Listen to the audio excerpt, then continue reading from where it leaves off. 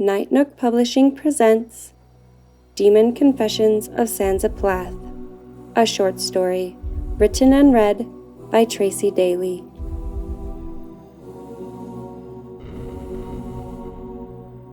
Chapter 1.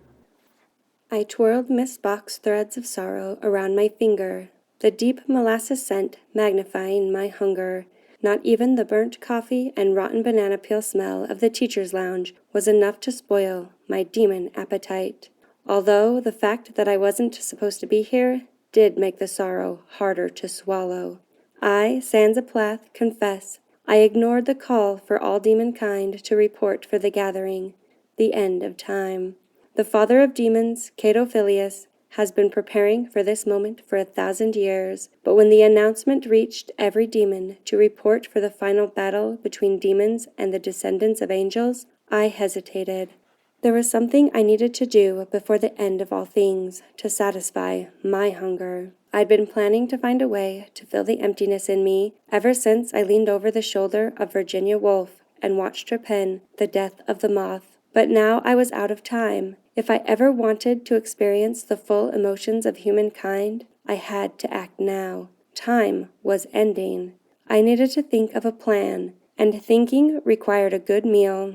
When my hunger becomes unbearable, I go to the teacher's lounge at Olympus High School, room 231. The one teacher in the lounge before school was Mrs. Bach, a veteran literature teacher whose classroom I had visited more than once to hear her lessons. She leaned forward, 2 elbows on the cheap folding table, a cup of coffee in front of her that failed to put off any steam. Her hair was pulled back in a quick ponytail, and her shirt was rumpled. She sagged a little as she checked a message on her phone. I resisted an impulse to pat her on the shoulder, an action I've observed in human interactions that I believe have an emotion behind it. Of course, a pat from a demon would only leave the exhausted educator chilled for the rest of the day. I don't find satisfaction in feeding off the sorrow of teachers, but they are a constant source, and I didn't have a lot of time. I'd thought about writing out the end of time in my dark corner of the library, waiting for patrons to pull a poetry book from the shelf and open the cover so I could read over their shoulders. Unfortunately, even in the best of times, the poetry section of the library lacks patrons, readers, or even book graffiti artists. I wasn't picky about who opened the books that allowed me to read the words of ordinaries who could feel so deeply. Poetry expressed the emotions I had a hunger to touch, to feel in my own demon essence. I had a hunger for emotions that almost eclipsed my hunger for sorrow, but not quite. The teacher's lounge was the best-kept secret of the demon world. I often passed fellow demons trying to feed off students, or parents that made the long wait in the passenger pickup line, frustrated that their almost adult children didn't have their own form of transportation. Some demons thought they could get a meal from the janitors in the hall or the football team after a loss. But students, parents, janitors, and even disappointed athletes cling to their misery like a hermit crab clinging to its acquired home. There was sustenance to be had, but it was harder to feed off ordinaries who wrapped themselves up in their sorrow and refused to let it go. Teachers have no time for wallowing in or even processing their sorrow. There were some teachers who clung to their sorrows, but those teachers didn't last long. The teachers who lasted until tenure reminded me of ancient warriors of the past, fighting in wars where demons would flock to feed on the sorrow of death and destruction. The best meals of sorrow were gleaned from those who fought for a cause, who were able to give their sorrow away in the hope of a better tomorrow. Mrs. Bach reminded me of Joan of Arc in her willingness to fight to the bitter end and leave her best self out on the battlefield. She checked the clock like a captain checks the position of their troops before shouting the command to charge. She slurped down the dregs of the bad cup of coffee. She straightened her shoulders and tossed aside the dark sorrow that had been weighing her down. I sucked up the discarded sorrow like noodles from a spaghetti bowl. No need to waste a good meal. I'd be full for days if I had that long. Mrs. Bach must have had another reminder of approaching state aptitude tests. Instead of heading back to the library like I normally would have, I decided to stay for Mrs. Bach's AP literature lesson. Listening to Mrs. Bach's lessons was the closest I'd come to understanding the emotions expressed through words recorded with ink and paper. Maybe I would find inspiration for how to achieve my goal.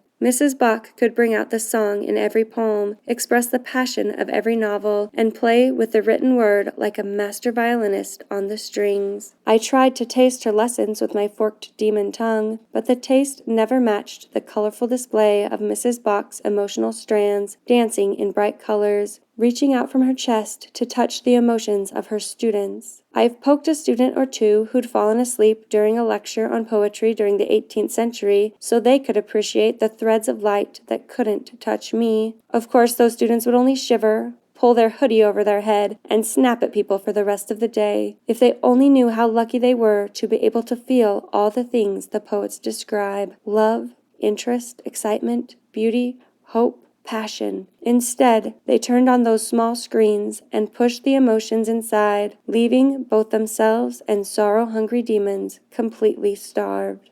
I skirted around the students waiting outside the door as they shoved inside the last few seconds before the bell. I was about to enter the room when a late student walked through me, a boy that tasted of lime and sugar, enough sorrow stretching off him to suck on for a year, but his shoulders were straight, strong enough to carry the weight. I was curious enough to step closer. His sorrow was brittle, unlike the flowing liquid sorrow of Mrs. Bach. I breathed in his scent of honeysuckle, breaking off a corner of his sorrow and giving it a small nibble. The taste was strong, a spice that opened my sinuses and cleared my head. He paused in the doorway, looking back as if he sensed me. Very few ordinaries are sensitive enough to recognize when there is a demon close by, and even fewer ordinaries can tell when their sorrow has been consumed. I thought for just an instant that he was looking at me. Impossible. Then the moment passed, and he entered the classroom with an older woman. Mrs. Bach waved him over to an empty seat at the side of the room. "Welcome, class. I want to introduce you to Alejandro Garay and his interpreter. Alejandro has transferred to join our gymnastics team. From what I understand, you competed in nationals over the summer." The older woman interpreted Mrs. Bach's words, and Alejandro nodded. He spoke with his hands, the interpreter's voice resounding around the room. "Yes, thank you. I'm happy to be here." There was a subtle whispering, and then the class quieted and settled. I shifted onto the bookshelf next to the dusty dictionaries, my invisible, flexible essence conforming to the small space. I sighed, knowing this was the place I'd come closest to being able to experience human emotion, knowing that time was short to find a way to achieve my goal, to fill myself with emotion in a way no demon had before. Alejandro glanced back at my shelf, scowling as if he sensed something that didn't belong, something he couldn't explain. But it couldn't be me. I was a demon, invisible to the human eye, undetectable, unimportant, an empty shell of an essence, an incomplete parasite that had to feed off the sorrow of the living to keep from becoming a beast. He would have just been another boy with a delicious crust of sorrow, easy to ignore, until the interpreter formed Mrs. Bach's question with her hands and asked who had read Paradise Lost. Alejandro was the only student in the class to raise his hand, his eyes widening and his lips quirking up at the corners. Something shifted in my essence, almost like I felt something.